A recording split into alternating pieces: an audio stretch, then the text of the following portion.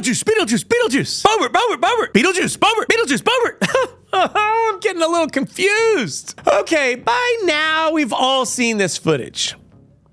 Yeah, not a good look for Representative Boebert. In the same way that a graffiti artist looks at a blank brick wall and sees their next masterpiece, I watch security footage and see potential legal dramas unfolding. And boy, there are some real building blocks for a legal cliffhanger in this footage. So it's time for me to fulfill my YouTube duty as America's attorney and break down the Boebert video. Let's get started. First, let me lead with a small disclaimer. I'm simply going to point out the possibility of legal violations in this video. This does not mean Lauren Boebert will face charges for anything that I mentioned in this video. And why? Well, I'll explain that in just a second. Let's talk about legal mishap number 1, the vaping. As of right now, we don't know if the vape was nicotine or marijuana. So let's tackle each instance. It was 2006 when Colorado passed the Colorado Clean Air Act, which banned smoking indoors in all public places. Boebert was only 19 at the time, and she wasn't involved in government back then. But indoor vaping flew under the radar in Colorado, not being explicitly banned until 2019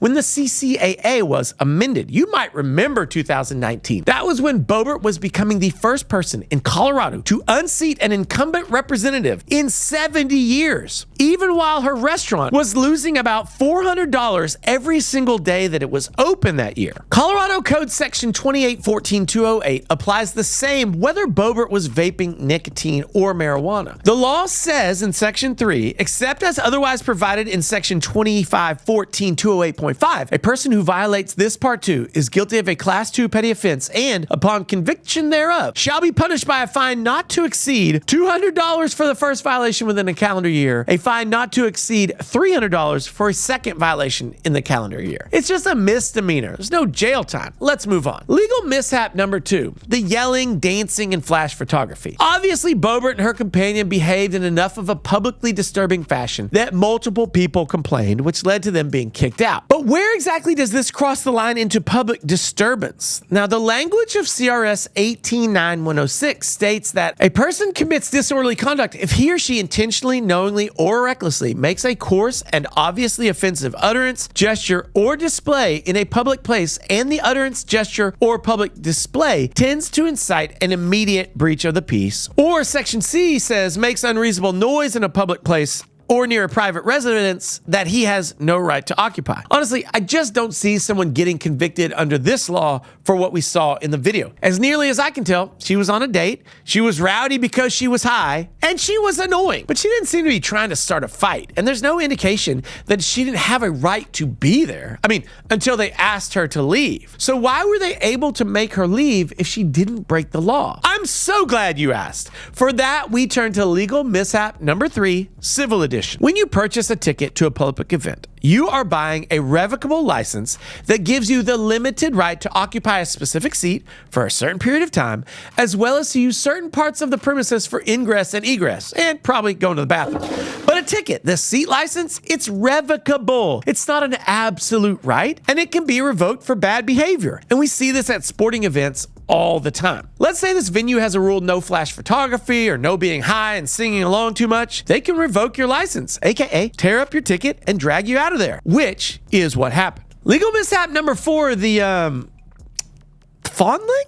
This is a legal mishap that seems to be causing the most buzz on social media. There are multiple facets to this potential legal violation. We can clearly see in the video that Boebert's companion is grabbing her chest. Well, while we can also clearly see that Boebert is willingly let this play out, it doesn't necessarily mean that she herself is committing a crime. CRS Section 187301 is the Colorado law that addresses public indecency. As I read the statute, if the wind is not blowing on the intimate areas, then public indecency is not really implicated. I don't think that anything that happens over the clothes can get you in trouble with this law on this front, which means that Boebert will never be caressed by the up to 10 days in jail or $300 fine that attends a conviction under that crime. Moreover, from what I can see, Boebert is the victim and not the perpetrator of this supposed offense. Now, this is a little nuanced, so let me explain.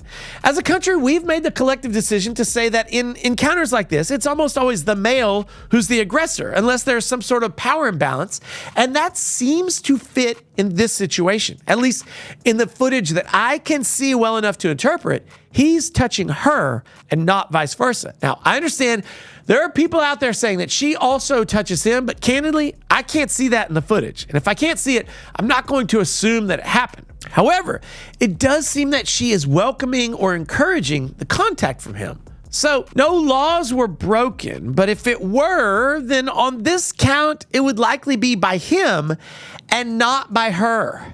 Wow, we are circling the drain here. So I mentioned earlier in this video that despite all the potential legal issues I pointed out in this video, there's a very high chance that Boebert won't face criminal charges for these supposed violations. And why is that? Flipping the bird as you're escorted out of a public event after misbehaving because you are stoned is, I would argue, an American classic. Because Boebert's misdeeds do not require the intervention of law enforcement, it seems unreasonable to expect any charges against her criminally. Her political opponents would do well, in my opinion, to not seek an advantage based on this debacle for a couple of reasons. But the main reason is that the same base of voters who voted for Boebert before she acted like this are the same people who will vote for her afterwards. I'm not trying to suggest that she'll win. Heck, her last race was a razor-thin outcome with less than 600 votes deciding the contest in her favor. But let's talk about Boebert's brand. Look, she didn't graduate from high school. She has no background in running anything successfully or showing any leadership in any role. Her promise to her voters is that she is a disruptive, wearing socks on her head. Think about her actions in Congress. She keeps trying to get Biden impeached. She tried to get an AR-15 to replace the bald eagle as the national bird. Oh, sorry. I'm sorry. She tried to get an AR-15 inserted as the national gun. She violated COVID restrictions openly. Oh, speaking of open, she advocates open carry. Her entire brand promise is being a give them what they want, which is why I was so confused when she lied and then apologized. I was like, huh? She barely broke any laws. When the story broke, she denied vaping. Why? That's not credible. And then she walked the denial back and said she just didn't really remember vaping. Really? She was so stoned that she did not even remember being stoned at the show? That's not credible.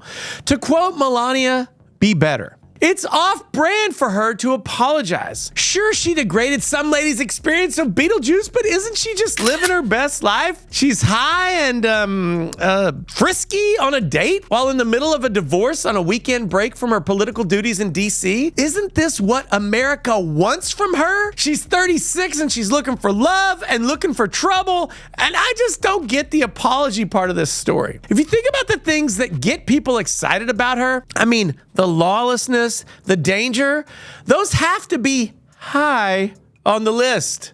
Pun intended, people. And that right there is America's Attorney's breakdown of the viral Lauren Boebert security footage. I would ask for a round of applause, but I would much rather see your pro se opinion down below in the comments. What did you think of the surveillance footage? Do you believe these small time infractions like these should be pursued by law enforcement? Let me know what you think down below, and don't forget to subscribe. It really means a lot to me. Lawyers have the rules to the game, and I'm passing on that information for free right here on this channel. So join along and check out these videos, and I'll be back soon. Bye.